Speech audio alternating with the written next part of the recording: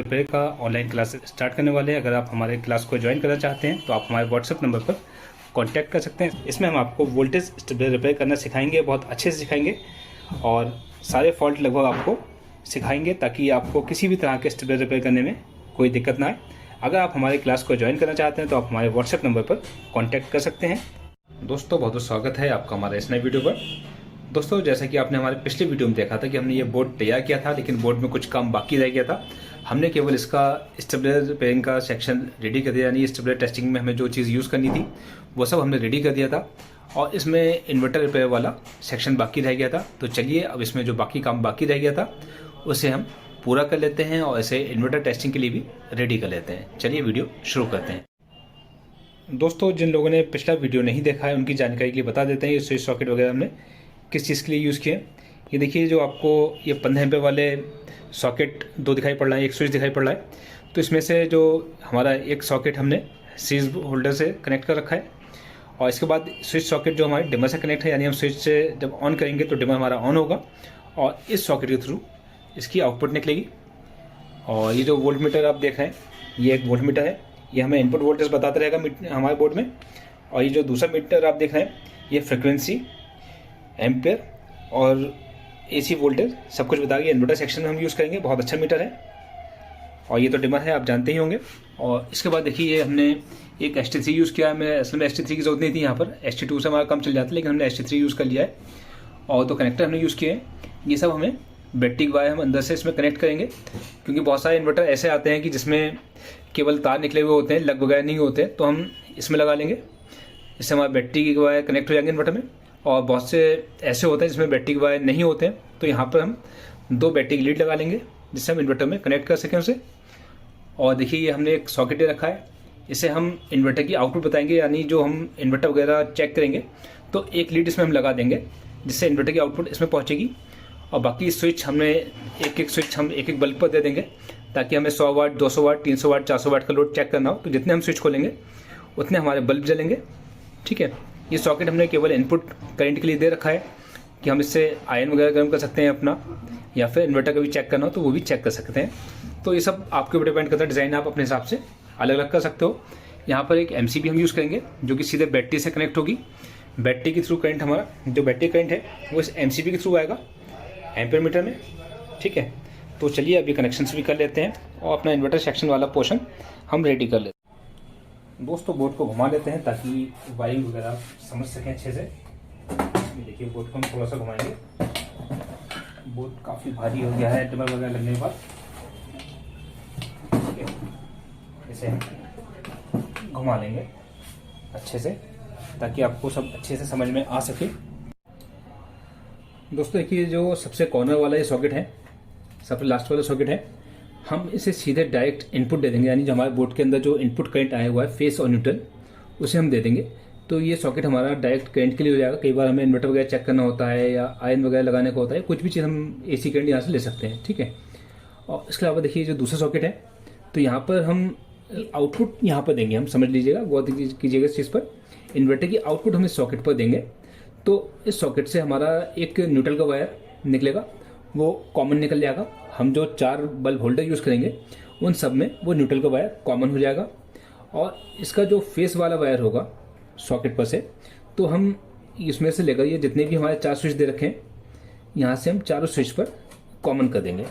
ठीक है, 4 स्विच पर हमारा फेस वाला वायर कॉमन हो जाएगा और यहाँ से हम एक वायर निकाल कर अलग अलग होल्डर में, यानी 4 होल्डर हम यूज़ करेंगे, चारों के एक पॉइंट पर लगा लेंगे और न्यूट्रल चारों होल्डर में कॉमन हो जाएगा। इस तरह से न्यूट्रल के और इसके सॉकेट के कनेक्शन हमारे हो जाएंगे। ठीक है, ये कोई बहुत ज़्यादा मुश्किल काम नहीं है, लेकिन टेस्टिंग इसी से होती है। तो ये सब कनेक्शन भी हम कर लेंगे और इसके बाद में जब ये पहले चलिए कनेक्शन कर लेते हैं, उसके बाद आप और अच्छे से समझ सकेंगे। फिर आपको MCB वगैरह कनेक्शन और ये मीटर कनेक्शन आपको करके बताएंगे कि हम फ्रिक्वेंसी, एम्पेयर और वोल्टेज कैसे चेक करेंगे, वो सब आपको करके बताते हैं। पहले ये कनेक्शंस करते हैं, उसके बाद फिर आगे का स्टार्ट करते हैं।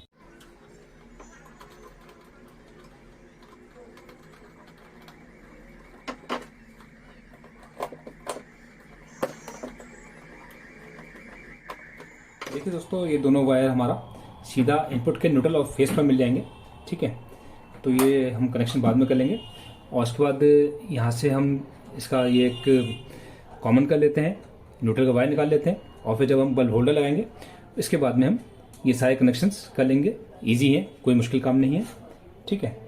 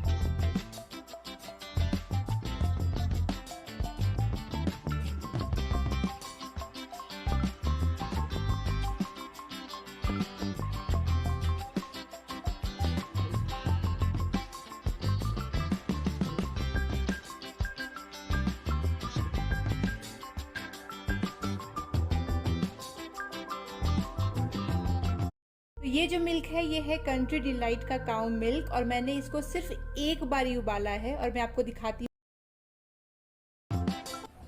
सारे स्विच हमने कॉमन कर लिए हैं। ठीक है। अब यहाँ से हम एक एक वायर एक एक होल्डर के लिए निकाल लेंगे और यहाँ से एक वायर हम सीधे बल्ब होल्डर पे ले जाएंगे। जो जितने भी बल्ब होल्डर होंगे उन सब पर कॉमन हो जाएंगे। ठीक है। तो यहाँ तक का काम तो हमारा लगभग फाइनल हो गया है। अब इस पर हम एमसीबी पर जो कनेक्शन करने हैं वो कर लेते हैं। बैटरी कनेक्शन कर लेंगे, एम्पियर मीटर करेंगे। ठीक है। और जो हमारा फ्रिक्वेंसी, एम्पियर और वोल्ट वाला मीटर है उससे कनेक्शन भी आपको करके बता देते हैं। दोस्तों देखिए, जो हमने दो टर्मिनल्स यूज़ किए हैं, एक ब्लैक है एक रेड है। तो उसमें ब्लैक वाला हमारा नेगेटिव है और रेड वाला हमारा पॉजिटिव टर्मिनल है, यानी बैटरी के जो रेड और ब्लैक वायर आएंगे तो हम इसमें कनेक्ट करेंगे। और देखिए यहाँ यहीं से हम, जैसे मान लीजिए हमारा नेगेटिव वाला टर्मिनल है, यहीं से एक वायर हम उठाकर ऊपर ले जाएंगे। ये कनेक्टर पर हम लगा देंगे, पीछे ले जाकर हमने जो ST3 लगा रखा है उसमें कनेक्ट कर लेंगे। और यहाँ से पॉजिटिव पर से ही एक वायर उठाकर हम ST3 के दूसरे पोल में से बाहर निकाल लेंगे। इसे हम बाहर कनेक्ट कर देंगे, जिस तरह से बैटरी कनेक्शन हमारे ST3 पर भी हो जाएंगे और टर्मिनल्स पर भी हो जाएंगे। ठीक है। और जो नेगेटिव टर्मिनल पर हम वायर लगाएंगे, ब्लैक वाला वायर, इसे हम बस यहाँ से हमने नीचे जो हमने बैटरी के लिए स्पेस बना रखा है वहाँ तक का हम वायर लेके जाएंगे। ठीक है। यहाँ से वायर हमारा सीधे बैटरी पे पहुंचेगा, नेगेटिव वाला वायर। और जो पॉजिटिव वाला वायर है वो हम रेड वाले टर्मिनल से लेकर सीधा एमसीबी पर लेकर आएंगे। एमसीबी के दूसरे पॉइंट से उठाकर हम एम्पियर मीटर पर कनेक्ट करेंगे और एम्पियर मीटर के दूसरे पॉइंट से उठाकर हम सीधा नीचे ले जाकर बैटरी पर कनेक्ट कर देंगे। जहाँ पर हम बैटरी रखेंगे वहाँ पर हम कनेक्ट कर लेंगे। और इस वायर के बीच में हम देखिए जो हमने मीटर लगा रखा है, फ्रिक्वेंसी, वोल्टेज और एम्पियर वाला, तो इसकी कॉइल हम इस वायर के बीच में लगा देंगे।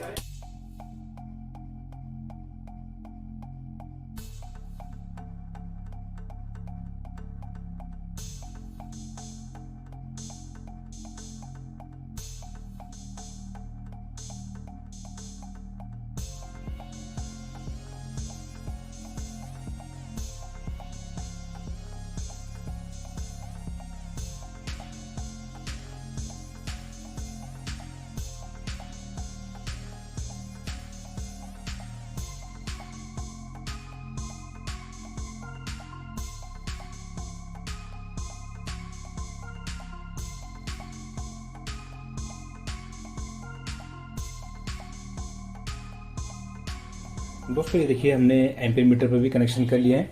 अब ये वायर जो हमारा निकला है ये हम सीधे बैटरी पर ले जाएंगे, यानी सीधे बैटरी पर ले जाकर इसे कनेक्ट करेंगे। हम इसे इतना काटेंगे जहाँ तक हमारी बैटरी तक ये वायर पहुँच सके। तो इसे हम बैटरी की लंबाई तक काट लेते हैं, ध्यान रखें। अब देखिए दोस्तों, इस वायर को हम इस कॉइल के अंदर से निकालेंगे। ठीक है। इसके अंदर से निकालेंगे, बाद में हम इसे फिक्स कर देंगे अच्छे से। अभी तो बस टेम्परली आपको दिखा रहे हैं। और एक चीज़, इस मीटर में हमें न्यूट्रल और फेस के कनेक्शंस भी देने हैं। यहाँ पे देखिए दो पेच आपको दिखाई पड़ रहे होंगे। यहाँ पर हम दो वायर कसेंगे, वो इनपुट के न्यूट्रल और फेस होंगे। और ये वायर हम सीधे उस सॉकेट में ले आकर कनेक्ट कर देंगे जहाँ पर हम इन्वर्टर की आउटपुट देंगे।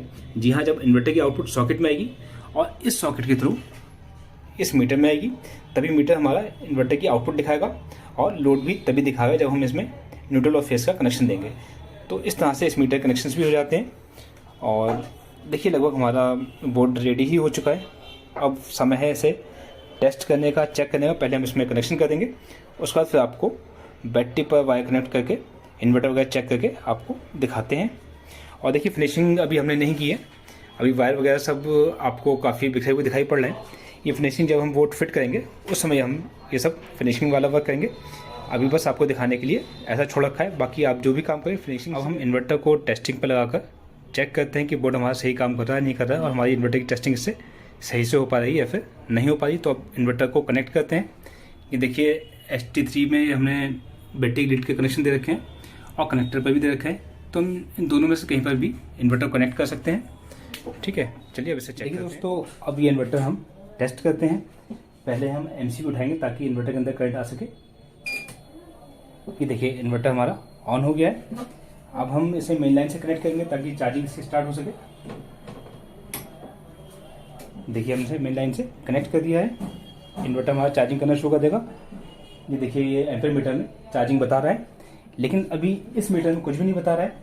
उसकी वजह यह है कि अभी हमने इस पर आउटपुट नहीं लगाई। जब तक इस मीटर में AC करंट नहीं जाएगा तब तक ये कुछ भी नहीं बताएगा। अब इसकी आउटपुट लगाते हैं, आउटपुट चेक करते हैं। इसके लिए हम एक मेन लीड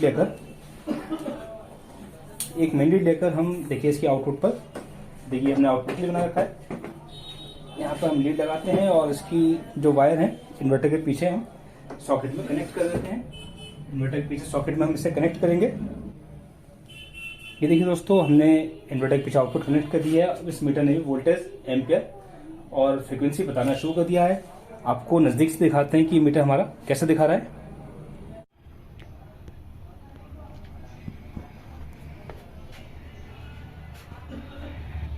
ये देखिए वोल्टेज, एम्पियर और फ्रीक्वेंसी। अब ये देखिए आप वोल्टेज, एम्पियर, ये AC एम्पियर है। मीटर जो है ये जो मीटर है ये AC एम्पियर दिखा रहा है और इसमें ये DC एम्पियर दिखा रहा है। ठीक है, तो इस तरह से आप इस अकेले मीटर में कई सारी चीज़ों का फ़ायदा ले सकते हैं। AC वोल्टेज भी बताएगा, एम्पियर बताएगा और फ्रीक्वेंसी बताएगा। तो दोस्तों इस तरह से आप ये बोर्ड बना सकते हैं, इन्वर्टर वगैरह टेस्ट कर सकते हैं, रिपेयर कर सकते हैं। उम्मीद है दोस्तों आपको ये वीडियो पसंद आया होगा। वीडियो पसंद आया तो प्लीज़ वीडियो को लाइक कर दीजिए। वीडियो देखने के लिए आपका बहुत बहुत धन्यवाद।